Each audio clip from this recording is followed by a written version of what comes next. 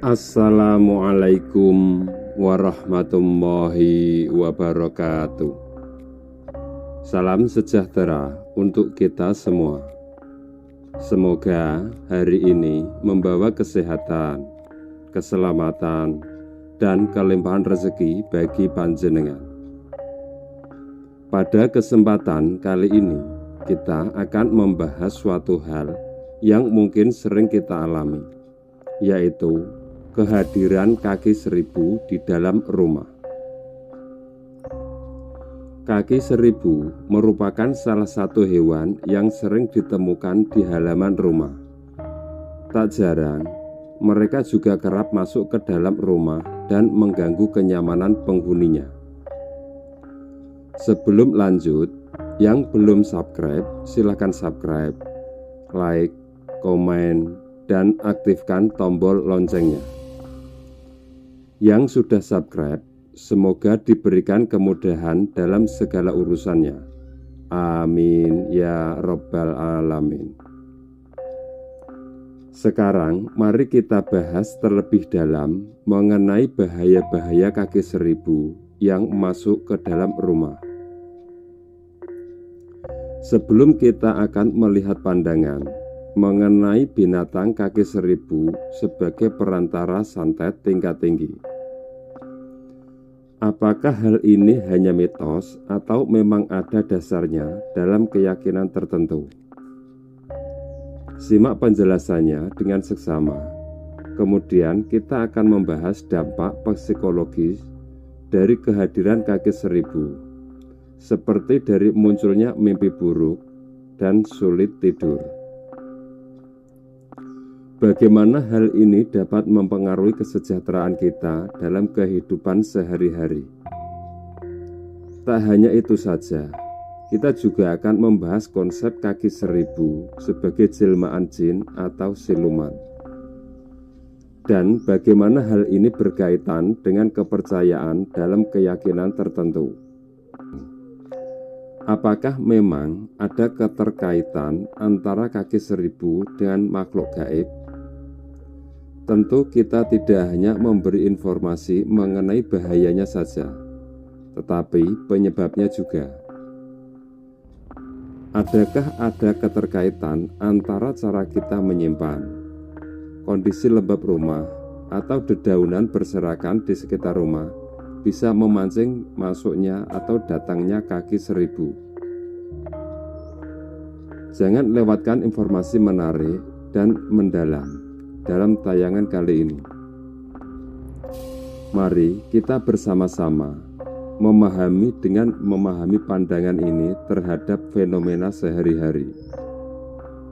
Terima kasih telah bergabung dan menonton video ini sampai akhir, agar tidak salah paham. Kira-kira apa yang menyebabkan kaki seribu masuk rumah? Apakah menjadi pertanda suatu yang membahayakan? Mereka suka memakan sampah atau sayuran yang membusuk dan tinggal di tempat yang lembab. Sering disebut kaki seribu hewan ini sebenarnya memiliki rata-rata antara 80 dan 400 kaki. Saat serangga ini masuk ke rumah, sebaiknya panjenengan tetap berhati-hati. Karena kaki seribu dipercaya menjadi perantara santet tingkat tinggi yang membawa dendam. Bukan hanya itu, hewan ini dianggap berbahaya. Apa saja bahaya kaki seribu masuk rumah? Melansir dari berbagai sumber, simak terus penjelasan berikut ini. Bahaya kaki seribu masuk dalam rumah, baik kecil maupun besar. Membunuh kaki seribu dibolehkan dalam keyakinan tertentu, bahwa jika ada hewan yang mengganggu kita dalam kehidupan sehari-hari, sangat diperbolehkan membunuhnya asal tidak menggunakan api. Setelah mengetahui ketentuan membunuhnya, berikut kami hadirkan informasi penyebab kaki seribu masuk ke rumah. Yang pertama, perantara santet. Kaki seribu yang masuk dalam rumah bisa dianggap sebagai tunggangan atau perantara santet tingkat tinggi. Kabarnya, terdapat orang jahat yang memiliki dendam dan berencana mengusik panjenengan dan keluarga di rumah. Nantinya, saat kaki seribu berada di rumah, penghuninya akan merasakan banyak kejanggalan, mulai dari kepanasan dan lain sebagainya. Berikutnya, yang kedua, dapat menyebabkan mimpi buruk. Apabila kaki seribu masuk rumah berasal dari pengaruh santet, nantinya panjenengan bisa sering mimpi buruk. Pasalnya, kaki seribu telah dibekali dengan ilmu hitam yang bisa mendatangkan aura buruk di rumah. Lalu, panjenengan sebagai pemilik rumah juga menjadi target santet yang berbahaya. Selanjutnya, yang ketiga, susah tidur. Kemudian, adanya kaki seribu masuk dalam rumah, menurut juga bisa membawa penghuninya jadi susah tidur. Badan akan terasa lebih panas dari biasanya. Mungkin udara di luar sejuk. Bila hal ini terjadi, sebaiknya panjenengan segera mencari tahu dan mengusir kaki seribu dari rumah. Selanjutnya, yang keempat, jelmaan jin atau siluman. Menurut Primbon Jawa, kaki seribu merupakan perwujudan jin atau siluman. Terlebih, makhluk ini sangat suka berada di tempat lembab dan sepi di sudut rumah. Bukan cuma menurut Primbon, dalam kepercayaan tertentu, juga hewan melata ini digambarkan sebagai perwujudan jin yang bisa mengubah wujudnya. Selanjutnya, yang kelima, dapat mengeluarkan racun. Walaupun kaki seribu tidak menggigit dan menyengat, tetap saja hewan ini bisa mengeluarkan racun. Melansir dari berbagai sumber, ketika merasa terancam, hewan ini bisa mengeluarkan substansi beracun berupa hidroklorid dan hidrogen sianida.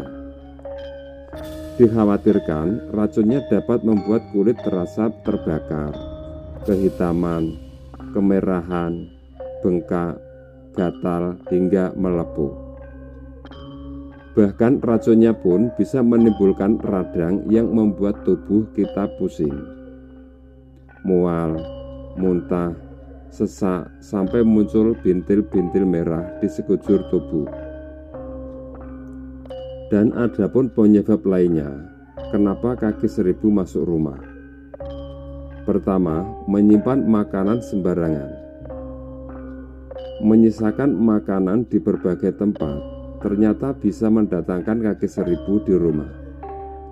Pasalnya, aroma makanan bisa menarik perhatian kaki seribu untuk masuk rumah. Maka dari itu, tidak heran jika binatang yang satu ini juga kerap ditemukan di dapur, apalagi jika dapur tak langsung dibersihkan setelah digunakan untuk memasak. Selanjutnya, yang kedua, kondisi rumah yang lembab. Kaki seribu biasanya hidup di area yang basah dan lembab. Adapun ruang bawah tanah, dapur, dan kamar mandi adalah ruangan yang sering mereka cari. Dengan begitu, jangan sampai panjenengan membuat rumah lembab. Selanjutnya, yang ketiga, dedaunan berserakan. Penyebab kaki seribu masuk rumah yang terakhir adalah banyak dedaunan yang berserakan. Nah, biasanya area yang banyak daun berserakan adalah halaman.